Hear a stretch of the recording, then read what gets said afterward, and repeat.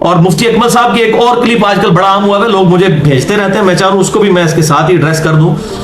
وہ پبلک کو دھوکہ دے رہے ہوتے ہیں, وہ شلوار ٹخنوں سے اوپر کرنے والی جو حدیث ہے نا, اس کے اوپر انہوں نے ایک پورا کلپ سا ریکارڈ کر کے اور پبلک کو دھوکہ دے رہے ہوتے ہیں, جی جرابوں سے نہیں ٹخنے کور ہو جاتے, اگر اللہ کے نبی نے ٹخنے ہی کور کروانے ہوتے تو آپ جرابے کیوں پہنتے تھے؟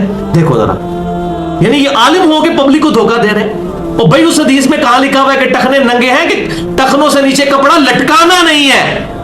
لٹکانا وہ ہوتا ہے جو تہمت باندھی جاتی ہے اوپر سے, وہ لٹکنا ہوتا ہے. جرابیں لٹکائی نہیں جاتی, یہ جرابیں لٹکاتے ہیں اوپر سے, یعنی انہوں نے گھٹنے کے ساتھ جراب باندھ کے لٹکائی ہوتی ہے ایسے کر کے, وہ تو نیچے سے پہنی جاتی ہے.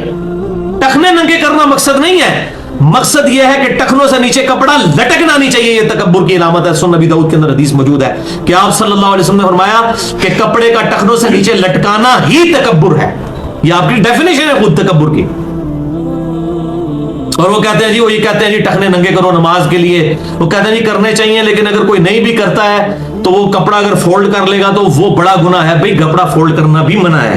صحیح بخاری کے اندر آپ صلی اللہ علیہ وسلم نے فرمایا کپڑوں کو سمیٹنے سے منع فرمایا, کف صوف سے اس کو کپڑوں کو الٹا کرنے سے منع کیا ہے. یہاں سے بھی نہیں فولڈ کر سکتے, نیچے سے بھی نہیں فولڈ کر سکتے. یعنی شلوار ہی ہم تمہارا تو اپنا جو ہے وہ ہزار بند ہی اتنی ہوتی ہے کہ وہ ٹخنوں سے اوپر ہوتی ہے, تو وہ اوپر ہی ہونی چاہیے. لیکن ایز اے لاسٹ ریزارٹ کبھی کوئی شخص جس کے پاس ایسی صورتحال ہے کہ اس کے ٹخنوں سے نیچے ہے, پینٹ ہے, اور اب یا شلوار ٹخنوں سے نیچے ہے اور اس نے چھوٹی نہیں سلوائی, اب نماز کے لیے ہے, تو کم از کم اس حالت میں اس کو ضرور اوپر کرے. اور وہ کراہتاً ظاہر ہے اس بیچارے کو کرنا پڑے گا, کیونکہ سنن نبی داؤد میں یہ صحیح حدیث ہے کہ جس کا کپڑا ٹخنوں سے نیچے ہو اللہ تعالیٰ اس کی نماز قبول نہیں کرتا. یہ حدیث ہے سنن نبی داؤد کے اندر صحیح سند کے ساتھ.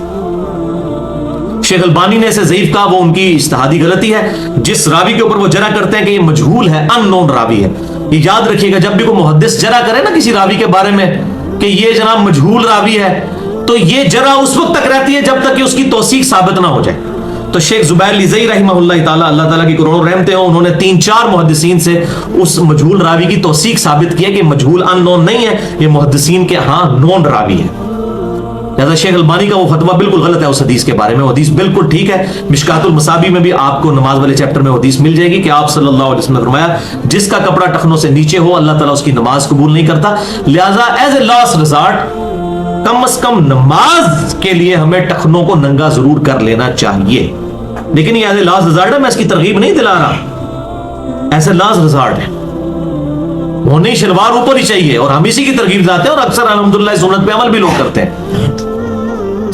چھوٹی ہونی چاہیے. ڈاکٹر ذاکر نائک کو دیکھ لیں یار, مجھے بڑی خوشی ہوتی ہے, اس نے پینٹ پہنی ہوئی ہے تو وہ بھی ٹخنوں سے اوپر ہوتی ہے. اور یہاں ہمارے پاکستان میں وہ امام کعبہ غامدی صاحب آئے ہیں, ان کا چوغا بھی جو ہے نا وہ بوٹوں کے نیچے ربڑ رہا ہے. یہ ہمارے امام کعبہ ہیں, یعنی شرم کا مقام ہے. ان لوگوں کو ہم نے فالو کرنا ہے. اور لوگ تو کہیں گے امام کعبہ, یعنی اسی طرح یہ ویٹیکن سٹی کا کوئی پوپ آ جائے تو کرسچن تو کہیں گے نا ہمارا پوپ ہے یہ, تو یہ پوپ کے لیول کی ایک شخصیت ہے نا امام کعبہ. اور جب وہ ٹی وی پہ آ کے پاکستان کے چینلز کے اوپر, جیو کے اوپر, میں نے سلیم صافی کے ساتھ ان کا انٹرویو دیکھا تو ان کے بوٹوں کے اوپر بھی ان کا چوغا لٹک رہا تھا. اور ڈاکٹر ذاکر نائک, اور یہ نہ کہ وہ بیٹھنے کی وجہ سے لٹک رہا تھا, بیٹھی ہوئی حالت میں اوپر ہو جاتی ہے شلوار جب آپ کرسی پہ بیٹھے ہوتے ہیں, اور مزید اوپر ہو جاتی ہے. اور ڈاکٹر ذاکر نائک کو دیکھیں کبھی وہ صوفے پہ بیٹھے ہوتے ہیں تو ان کی آدھی پنڈلی تک پینٹ پہنچ جاتی ہے.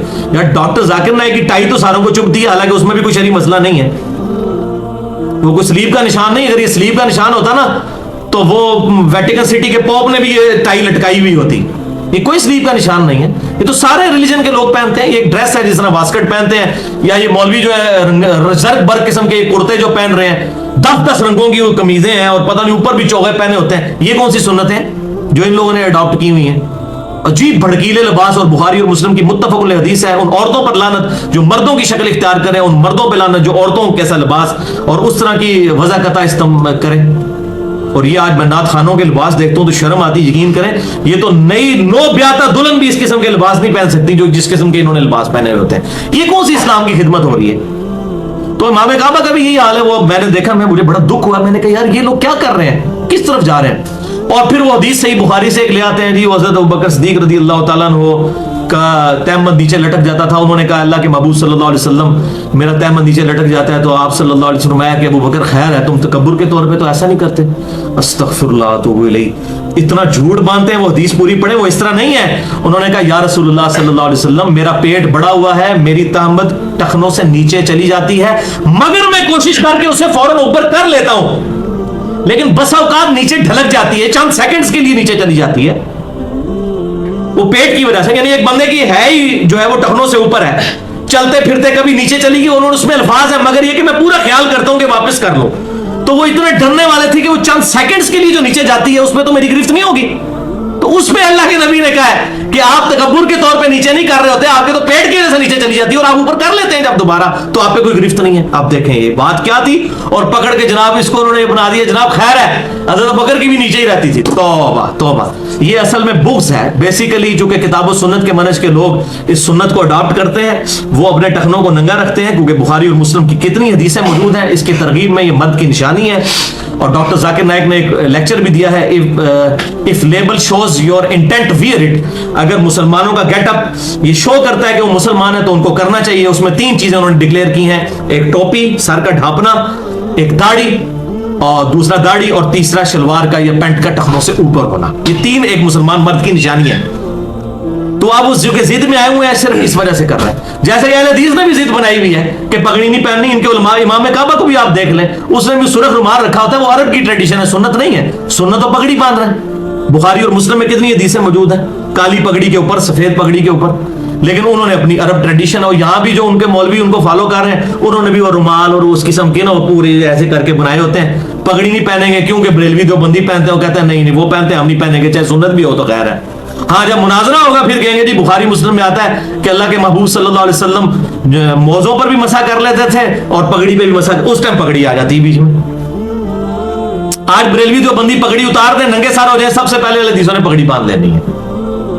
वो जिद में है ना सारा काम, उधर भी काम जिद में है, इधर भी जिद में। तो सबसे बड़ी लानत और जिद और हठधर्मी वो फिरका वारियत है, जो इंसान को हक बात कबूल नहीं करने देती। तो अवतार साहब मुफ्ती अकमल साहब जो उसमें कह रहे हैं कि जनाब वो जुराबे भी आप जो मोजे पहनते हैं उसमें भी तो टखने ढक जाते हो। भाई ये तो हदीस ही नहीं है, किसको धोखा दे रहे हो? वो तो टखने अपने लटकाने के बारे में है, टखने नंगे करना मकसद नहीं है। मकसद ये है कि जो ऊपर आजार बांधी हुई है वो टखनों से ऊपर होनी चाहिए एक मर्द के लिए, वरना सही मुस्लिम में हदीस मौजूद है, बुखारी में भी मौजूद है। आप सल्लल्लाहु अलैहि वसल्लम मैं अल्लाह ताला क़यामत वाले दिन किसी शख्स, ऐसे शख्स की तरफ निगाह रहमत भी उठाकर नहीं देखेगा, उसको पाक भी नहीं करेगा, उससे कलाम भी नहीं करेगा, जिसका कपड़ा टखनों से नीचे तकब्बुर के तौर पर हुआ। ये बात ठीक है कि तकब्बुर की शर्त के साथ है, लेकिन सुनन अबी दाऊद में जो हदीस है ना कि टखनों से कपड़ा नीचे करना ही तकब्बुर है, ये आप सल्लल्लाहु अलैहि वसल्लम ने उसको खुद तकब्बुर डिफाइन किया है।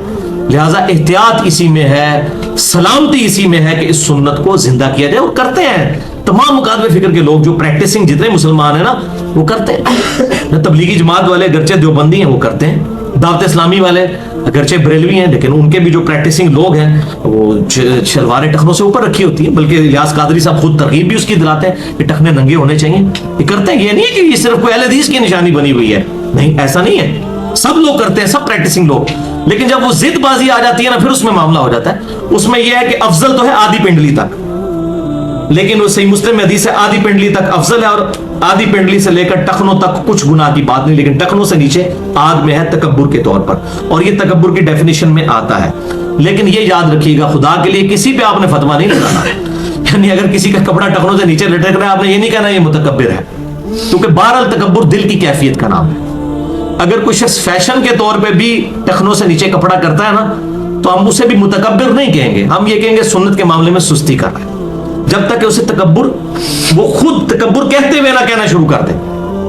ये तकब्बुर क्यों था?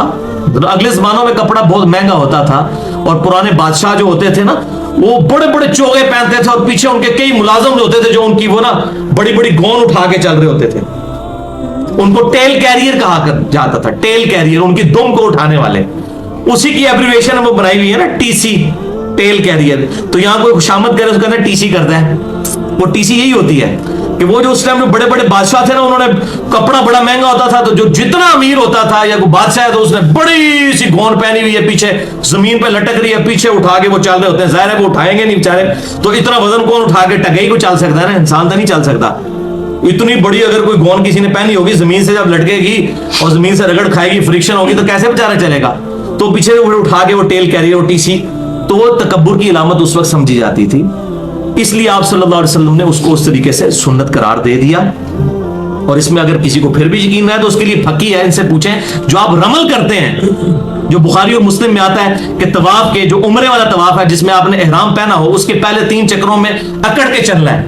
وہ کس لیے چلا جاتا تھا, وہ اس کا کانٹیکسٹ بخاری مسلم پڑھ کے دیکھ لیں. مشرکین عرب کہتے تھے مدینہ جو ہے وہ بیماریوں کی سرزمین ہے, اور صحابہ جو ہے وہ بیمار حالت میں آئے ہوں گے, تو رسول اللہ نے حکم دیا کہ تم نے اکڑ کے چلنا ہے. تو اب کیا ہم کوئی ادھر کسی کافروں کو دکھانے کے لیے اکڑ کے چلتے ہیں, لیکن سنت آج تک زندہ ہے. سنت تو نہیں چھوڑ سکتے ہم کہ جی اس زمانے کے لیے تھا.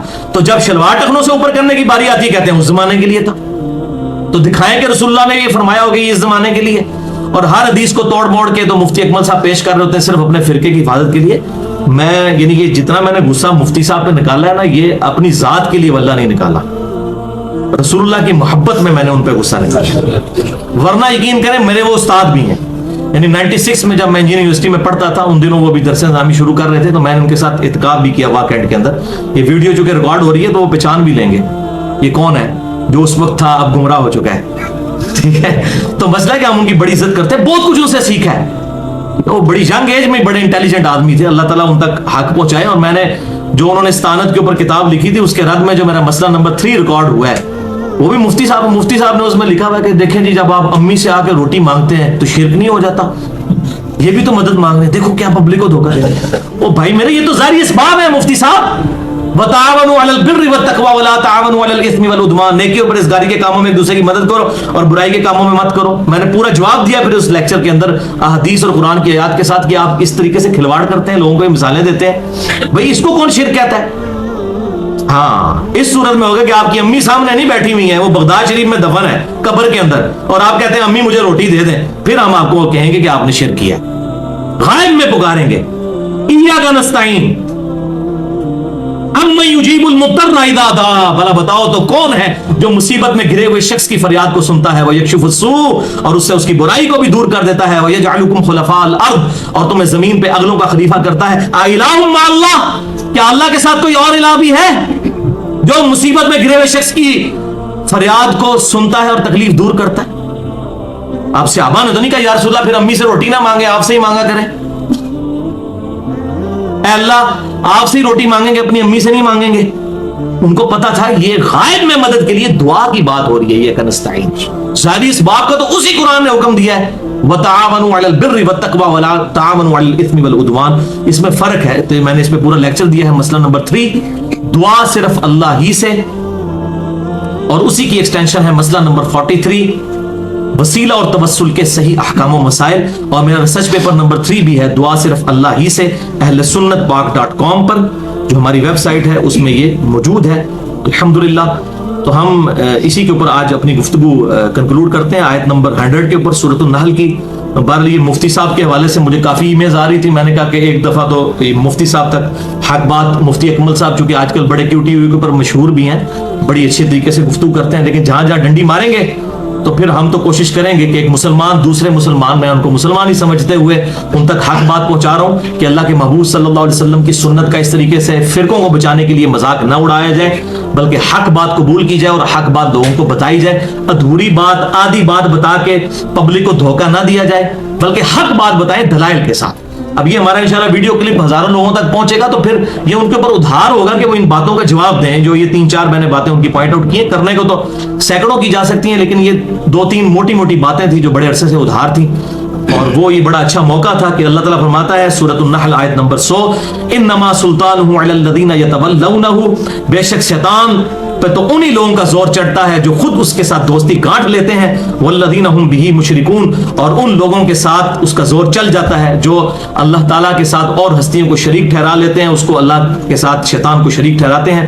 اللہ تعالیٰ سے دعا ہے جو حق بات میں نے کہی اللہ تعالیٰ ہمارے دلوں میں راسخ فرمائے. اگر جذبات میں میرے منہ سے کوئی غلط بات نکل گئی اللہ تعالیٰ ہمارے دلوں سے معاف کر دے.